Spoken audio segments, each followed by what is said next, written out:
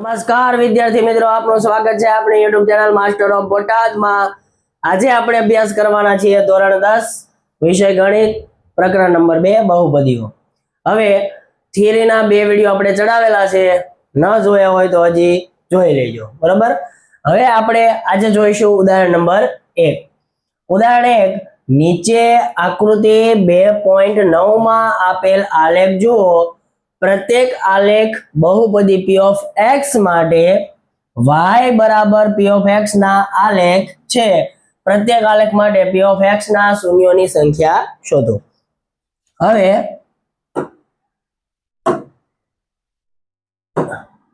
અહીંયા તમે જોઈ શકો છો કે આપણે p of x ના શૂન્યો ગોતવાના છે। આ દાખલા હેતુલક્ષી માટે ખૂબ જ અગત્યના છે, વિભાગ A ની અંદર પૂછાઈ શકે। તો હવે આની અંદર કરવાનું શું છે? સાવ એટલે સાવ સિમ્પલ વસ્તુ છે। અહીંયા p of x આપ્યું છે તો આપણે x અક્ષને ધ્યાનમાં રાખશું। આ x અક્ષ છે એને આ જે આપણે દોરેલું છે તે કેટલા બિંદુમાં સ્પર્શે છે અથવા તો છેદે છે। પહેલાની અંદર જોઈએ તો આપણે એક જ બિંદુમાં, તો એના શૂન્યો કેટલા મળશે? 1। અહીંયા x અક્ષની વાત કરીએ તો 1 2। y માં છેદે છે પણ y ને આપણે ધ્યાનમાં લેવાનો નથી, ખાલી x અક્ષમાં કેટલા બિંદુમાં છેદે છે એ એનો જવાબ। 2 તો કે 2 1 2 3, તો આની અંદર આવશે 3। ચોથાની અંદર જોઈએ તો એક જ બિંદુ, તો આના ઉકેલ આવશે 1। હવે આની અંદર તમે જો આમ છેદતું નથી, સ્પર્શ કરીને નીકળી જાય, તો સ્પર્શ જ્યારે કરતું હોય ત્યારે કેટલા બિંદુ ગણશું આપણે? એક જ। 1 2 3 4, તો આની અંદર આવશે 4। આ તો ઉદાહરણ નંબર 1। એમ જેવો દાખલો છે સ્વાધ્યાય 2.1 દાખલા નંબર 1 કે આપણે ધ્યાન શું રાખવાનું? તો કે p of x ના એટલે કે x અક્ષને કેટલા બિંદુમાં છેદે છે એ એનો જવાબ। અહીંયા તમે જોઈ શકો છો કે આ x અક્ષ છે તેને એક પણ બિંદુમાં સ્પર્શતું કે છેદતું નથી, તો આના ઉકેલ મળે નહીં, 0 અથવા તો શૂન્ય મળે નહીં। આની અંદર x અક્ષની વાત કરીએ તો કે એક જ બિંદુમાં છેદે છે તો એક જવાબ આવશે। આની અંદર 1 2 3, તો જવાબ આવશે 3।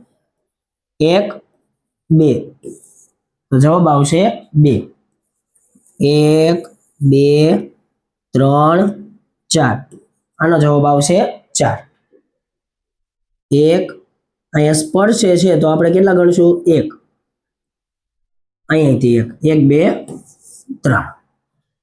ખાસ કરી નાખજો, આ દાખલામાં કઈ છે નહીં, એકવાર તમે જોવો તોય તો તમને આવડી જશે, એટલે કદાચ એ વિભાગમાં પૂછાય તો આના માર્ક જાય નહીં।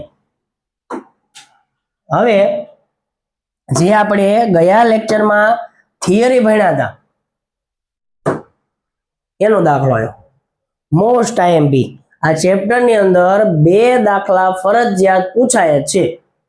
એક તો આ શૂન્ય શોધો, અથવા તો આવી રીતના આપ્યું હોય કે શૂન્ય શોધો અને શૂન્ય અને સહગુણક વચ્ચેનો સંબંધ ચકાસો। હવે રકમ જે આપી હોય એના ઉપર આધાર રહે કે અડધો દાખલો ગણો કે આખો દાખલો ગણો।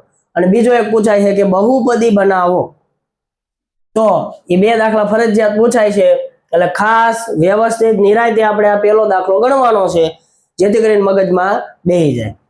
હવે જો દ્વિઘાત બહુપદી x² + 7x + 10 ના શૂન્યો શોધો તથા તેના શૂન્યો અને સહગુણક વચ્ચેનો સંબંધ ચકાસો।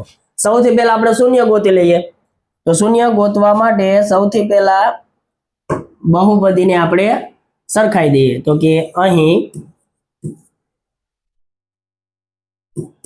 p of x બરાબર x² + 7x + 10 ને એનું પ્રમાણિત સ્વરૂપ શું છે દ્વિઘાતનું? તો કે ax²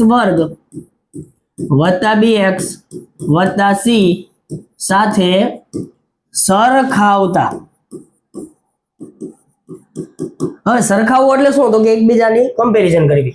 હવે અહીંયા તમે જો તો x વર્ગનો સહગુણક શું છે તો કે a, તો આની અંદર x વર્ગનો સહગુણક શું છે તો કે કાંઈ છે જ નહીં. તો કોઈ વસ્તુ આપેલી ન હોય, અહીંયા કોઈ પણ સંખ્યા ન આપેલી હોય તો શું ગણશું આપણે 1. તો a બરાબર શું થશે 1. હવે અહીંયા તમે જો તો b છે b એ x નો સહગુણક છે, તો અહીંયા x નો સહગુણક કોણ છે 7, તો b બરાબર શું થશે તો કે 7. c તો કે અચળ પદ, તો અહીંયા અચળ પદ શું આપેલું છે 10, તો c બરાબર 10.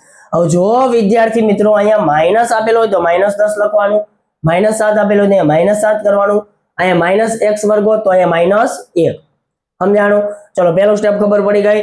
તો કે પ્રમાણિત સ્વરૂપ સાથે બહુપદીને સરખાવવાની એટલે આપણને a b અને c મળી જાય. હવે તો કે દાખલાની શરૂઆત કરીએ આપણે અવયવ પાડવા માટે. તો કે અહીં અથવા તો હવે p of x બરાબર 0 લેતા. ચલો p of x બરાબર હું 0 લઉં. p of x એટલે કે બહુપદી, તો આમ થશે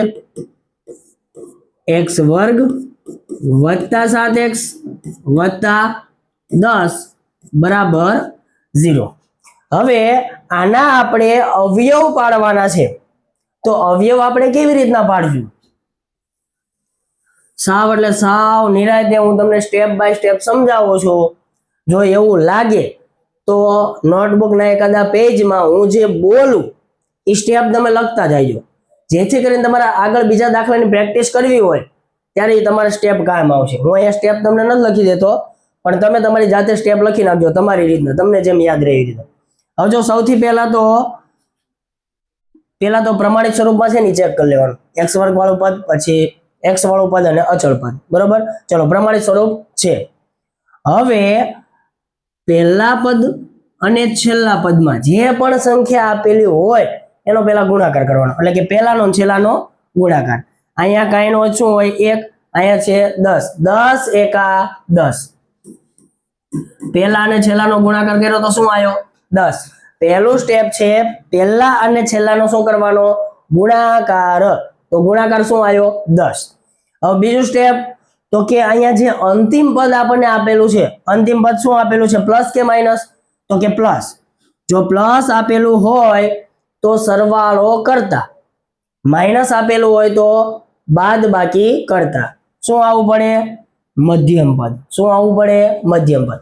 આ 10 છે 10 એના એવા ભાગ પાડવાના છે કે સરવાળો કરતા 7 આવે, તો 10 ના ભાગ પાડવા એટલે શું, તો જ્યારે પણ તમારે શરૂઆત હોય ત્યારે સ્ટાર્ટિંગમાં શું કરવાનું 10 ના આપણે ભાગ પાડવાના છે, તો 10 કયા કયા ઘડિયામાં આવે લખી જ નાખવાનું પહેલા. તો કે 10 એકા 10, પછી 5 દુ 10, એ સિવાય બીજા એક ઘડિયામાં 10 આવશે નહીં. બરોબર, તો હવે એ આપણે ચેક કરવાનું રહ્યું કે સરવાળો કરતા 7 આવવા પડે. આનો સરવાળો શું થાય છે 11, આનો સરવાળો 7, તો આ આપણા અવયવ થયા. 10 ના હું શું ભાગ પાડીશ તો કે 5 અને 2. કઈ રીતના, તો કે આ જે મધ્યમ પદ 7x છે એને કાઢીને આપણે કરશું 5x અને 2x. પણ કેવી રીતના, પહેલું પદ એમ નામ, છેલ્લું પદ એમ નામ. હવે આ મધ્યમ પદ છે, મધ્યમ પદ 7x, મને એ તો ખબર પડી ગઈ કે ભાઈ 5 અને 2 આવશે, પણ 5 ને કઈ નિશાની દેવી, 2 ને કઈ નિશાની દેવી, તો કે જે મધ્યમ પદની નિશાની હોય એ લાગશે મોટા પદને. 5 મોટા 2 તો કે 5, તો 5x. તો અંતિમ પદને કઈ નિશાની દેવી, હવે જે બીજું આવશે એને નિશાની કઈ દેવી, તો એના માટે આપણે છેલ્લા 2 પદ જોવાના છે રકમની અંદર. છેલ્લા 2 પદની નિશાની જો સરખી આપેલી હોય તો અહીંયા પ્લસ, અલગ અલગ આપેલું હોય તો માઇનસ. અહીંયા 2 કેવા છે સરખા, તો બીજું પદ પણ પ્લસ આવશે. આ એના ભાગ પડી ગયા, અહીંયા લગી પોગવું ને એ જ અઘરું છે. ફરીથી જુઓ, પહેલા અને છેલ્લાનો શું કરવાનો ગુણાકાર, 10 એકા 10, એના એવા ભાગ પાડો અંતિમ પદની નિશાની જોવાની, પ્લસ આપ્યું હોય તો સરવાળો કરતા અને માઇનસ આપ્યું હોય તો બાદ બાકી કરતા. 10 એકા 10 એના એવા ભાગ પાડો કે સરવાળો કરતા 7 આવે, તો 10 કયા કયા ઘડિયામાં આવે છે? તો કે 10 એકા 10, 5 દુ 10. ઓપ્શન ઓછા છે એટલે મગજ ઓછું વાપરવું પડશે. તો 5 અને 2 નો સરવાળો 7 થાય, તો 7 ને કાઢીને આપણે 5 અને 2 લખશું. તો હવે નિશાની કઈ મૂકવી? તો કે મધ્યમ પદ પ્લસ છે, તો પ્લસ કોને કરવાના? મોટું જે હોય એને. એટલે 5 પ્લસ કરી નાખ્યા. હવે અંતિમ બે પદ છે તેની નિશાની સરખી છે, એટલે બીજું પદ પ્લસ, અલગ અલગ હોત તો માઇનસ. હવે કોમન કાઢવાનું છે.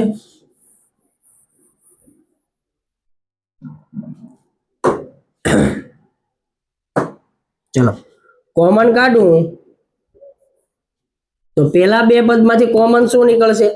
અહીંયા x વર્ગ, એટલે હું એને આમ લખી શકું x ગુણ્યા x. પછી અહીંયા છે 5x, એટલે કે 5 ગુણ્યા x. તો ઉપર નીચે તમે જોઈ શકો છો કે સરખું શું આવ્યું? x. તો એ કોમન નીકળ્યું. તો ઉપર શું વધ્યું? તો કે x. પછી નીચે શું વધ્યું? તો કે 5. તો અહીંયા પ્લસ 5. હવે આ બે માંથી પણ કોમન કાઢવાનું. 2x એટલે કે 2 ગુણ્યા x. 10 એટલે કે 2 પંચા 10. કોમન શું નીકળશે? 2. બેની નિશાની કેવી છે? સરખી, એટલે કોમન માં નીકળશે પ્લસ 2. તો અહીંયા શું વધ્યું? x અને બીજા પદમાં વધશે 5. હવે જ્યારે પણ તમારો બીજો કૌંસ છે જે કોમન આવેલો છે કૌંસ એ સરખો આવે તો તમારો દાખલો સાચો હોય, નકર ક્યાંક તમે ભૂલ કરી હોય. હવે જે સરખું આવ્યું આ ધોરણ 9 ની અંદર આવી ગયો.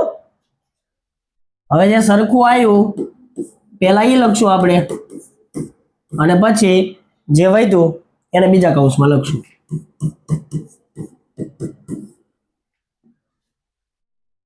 આવી રીતના આવવું પડે. હવે ફટાફટ એકવાર ફરીથી કરાવી દઉં, અને અહીંયા જે હેલી રીત છે કે બેની અંદર કોમન કાઢવાનું નથી એ પણ સમજાવી દઉં. બરોબર. સૌથી પહેલા તો છેલ્લા પદ અને પહેલા પદનો ગુણાકાર કરવાનો. 10 એકા 10. એના એવા ભાગ પાડો કે સરવાળો કરતા 7 આવે. 5 દુ 10. મધ્યમ પદને મોટા પદને મધ્યમ પદની નિશાની દેવાની. બીજાને તો કે પહેલું અને છેલ્લું જોઈ લે, આ બે જોઈ લેવાના કે નિશાની કેવી છે, તો કે સરખી, તો પ્લસ, અલગ અલગ હોય તો માઇનસ. હવે પહેલા બે માંથી આપણે કોમન કાઢ્યું. x વર્ગ વત્તા 5x વત્તા 2x વત્તા 10. પહેલા બે માંથી કોમન આપણે કાઢવી x, અને હવે x વત્તા 5. તો બીજામાં કોમન કાઢવા જવાનું નથી. ક્યારેક પ્લસ માઇનસ વાળું આવી ગયું તો દાખલો ખોટો પડવાનો ચાન્સ રહેશે, ભૂલ થવાની ચાન્સ રહેશે. તો હવે આપણે કરવું શું?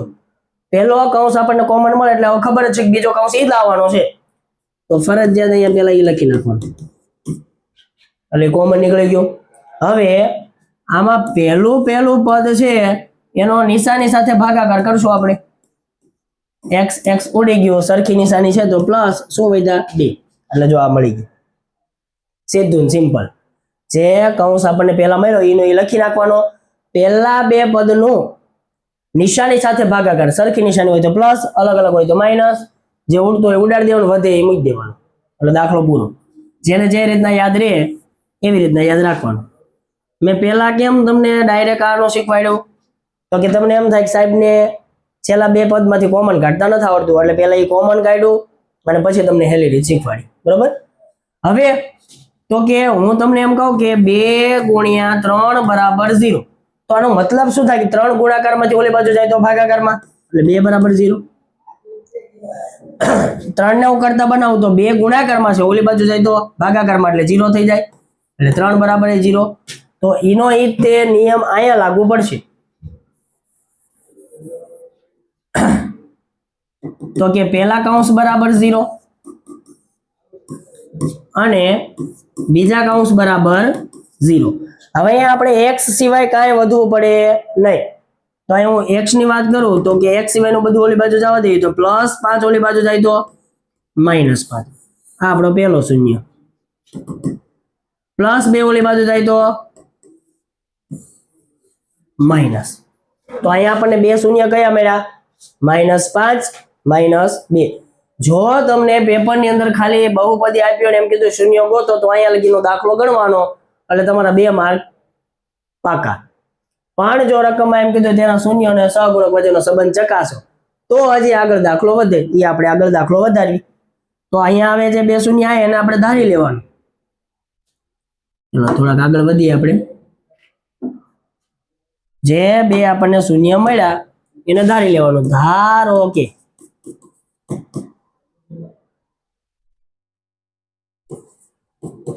આલ્ફા બરાબર -5 અને બીજો એક શૂન્ય આવ્યો -2 એને લેવાના બીટા. બીટા બરાબર -2.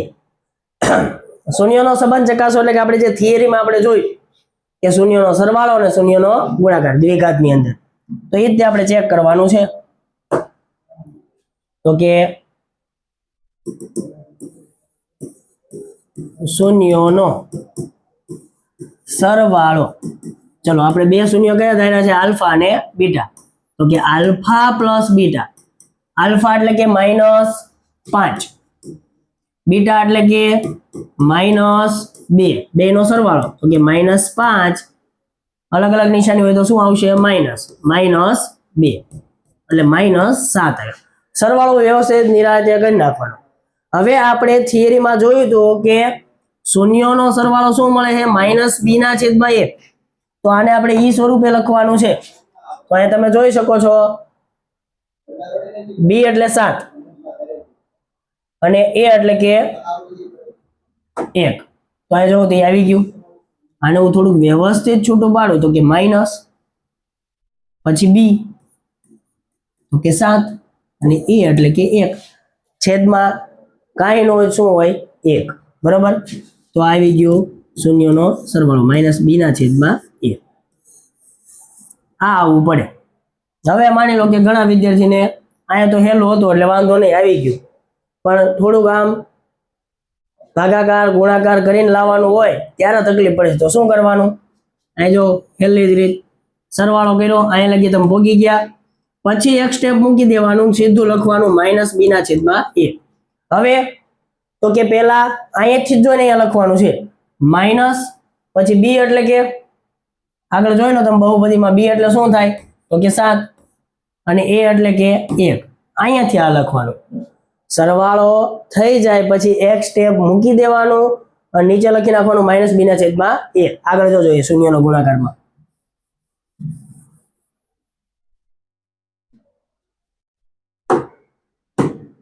ચલો શૂન્યનો ગુણાકાર આલ્ફા ઇન્ટુ બીટા. ચલો આલ્ફા ઇન્ટુ બીટા. આલ્ફા શું છે? -5, બીટા -2. ચલો સરખી નિશાની છે તો ગુણાકાર અને ભાગાકારમાં સરખી નિશાની હોય તો જવાબ પ્લસ આવે, અલગ અલગ હોય તો માઇનસ. 5 × 2 = 10.